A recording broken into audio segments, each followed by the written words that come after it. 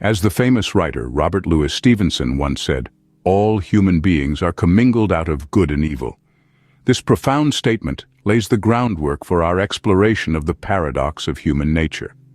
Each of us, in our own unique way, embodies a delicate balance of contrasting elements. We are capable of the most noble acts of kindness, compassion, and love, demonstrating our inherent magnanimity. Yet, within the same hearts, we harbor the potential for malevolence, expressed in our capacity for cruelty, deceit, and hostility. This duality isn't a sign of our fallibility, but rather a testament to our complex and multifaceted nature. It is a fascinating and sometimes bewildering paradox that the same species capable of creating beautiful works of art, advancing technology, and showing boundless empathy can also wage wars, destroy environments, and exhibit cruelty. So, within us all, there exists a constant struggle between these two sides of our nature. Consider, for instance, the characters from the popular series Game of Thrones.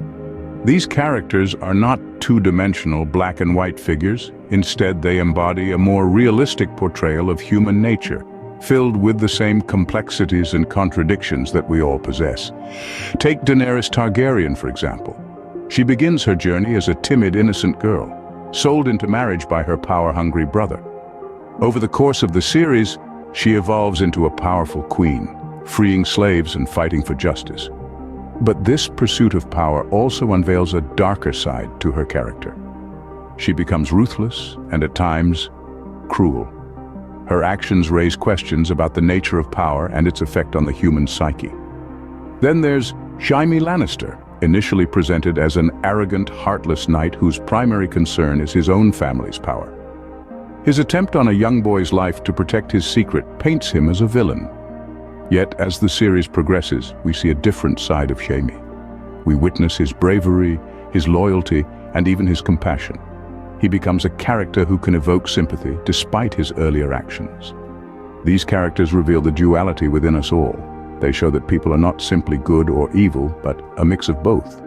They display the potential for great kindness and terrible cruelty, often within the same individual. This duality isn't a weakness or a flaw. Instead, it's a testament to the complexity of human nature. Our perception of these characters shifts as they evolve, much like how our understanding of a person deepens over time. We begin to see that morality isn't a fixed entity, but a fluid concept that changes with context and circumstance.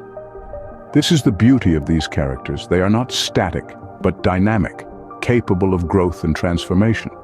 They remind us that we are all capable of change, of becoming something more than what we once were. These characters, much like us, are not simply good or evil, but a blend of both. Yet it's important to remember it's our choices that define us. The fascinating paradox of our human nature lies not only in our capacity for both good and evil, but also in our ability to choose which side of our nature to express. Let's delve deeper into this concept. We're all born with a clean slate, with the potential to become angels or demons based on our choices. Our actions, driven by these choices, etch our character onto this slate, shaping the person we become. Consider this. In times of crisis, such as natural disasters or global pandemics, we often witness acts of incredible kindness and bravery. People risk their own lives to save others, donate their time and resources to help those in need, and show compassion and empathy in the face of adversity. These are choices that highlight the magnanimity of human nature. But then, we also have examples of people who choose to exploit such situations for their own gain. Those who hoard essential supplies, hike up prices, or spread fear and misinformation. These too are choices that reveal the malevolent side of our nature. What's intriguing is that both these sets of choices come from the same place, the human mind. They are the result of our ability to reason, to weigh options, to decide what feels right or wrong. Our choices stem from the same cognitive machinery, the same emotional landscape, and yet they can lead to drastically different outcomes. This is the power of choice. It's our ability to choose that allows us to navigate the complex terrain of our human nature, to shape our own destiny. And it's this power that gives us the opportunity to transcend our base instincts and aspire for higher virtues. So whether we choose to be kind or cruel, generous or selfish, brave or cowardly, it's these choices that ultimately define who we are. They reflect not just our character, but also our humanity. It's a constant reminder that within each of us lies the potential for both magnanimity and malevolence. In every moment, we have the power to choose which side of our nature to express. But what does this duality mean for us as individuals? How often do we take a step back to reflect on our own nature, our potential for both magnanimity and malevolence? It's a question worth pondering, for it opens up a world of self-discovery and personal growth. Understanding our own duality, the coexistence of our capacity for kindness and cruelty, is not just about self-awareness. It is about acknowledging that we are complex beings capable of a wide range of emotions, actions, and reactions. It's about understanding that we are not just one thing, but a blend of many, a tapestry woven with threads of both light and dark hues. And why is this important? Because understanding our duality allows us to be more empathetic towards others. It helps us to see that the people around us, just like us, are not just one thing. They too are complex. They too have their moments of magnanimity and malevolence. In a way, this understanding, this acceptance of our duality, can help us to navigate our relationships more effectively. It can help us to be more forgiving, more understanding, more compassionate. We can better understand why people behave the way they do, and not be so quick to judge or condemn. But this reflection is not an easy task. It takes courage to acknowledge our darker side, to admit to ourselves that we have the capacity for malevolence.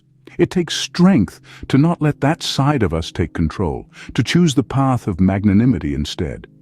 But remember, this is not about labeling ourselves as good or bad. It's about accepting that we are human, that we are fallible, that we are capable of both great kindness and great cruelty.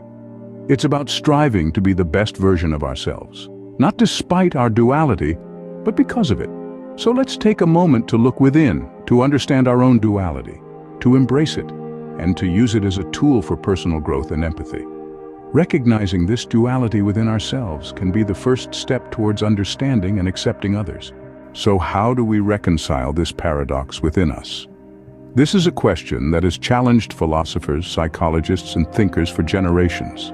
The answer, though not simple, can be found in the acceptance of our dual nature, the light and the dark, the good and the evil. We can't deny our capability for both magnanimity and malevolence. They are a part of us, like two sides of a coin. We have within us the potential for great kindness, empathy, and compassion. We also carry the capacity for cruelty, indifference, and harm. This duality is an integral part of our human nature, woven into the very fabric of our being. Imagine, if you will, a seesaw. On one side you have the potential for good, and on the other the potential for evil. The seesaw is in constant motion, tilting this way and that, reflecting the choices we make, the actions we take, and the influences that shape us.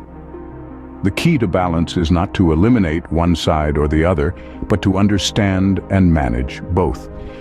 It's not about suppressing our darker impulses, but recognizing them, understanding their origins, and learning how to channel them constructively.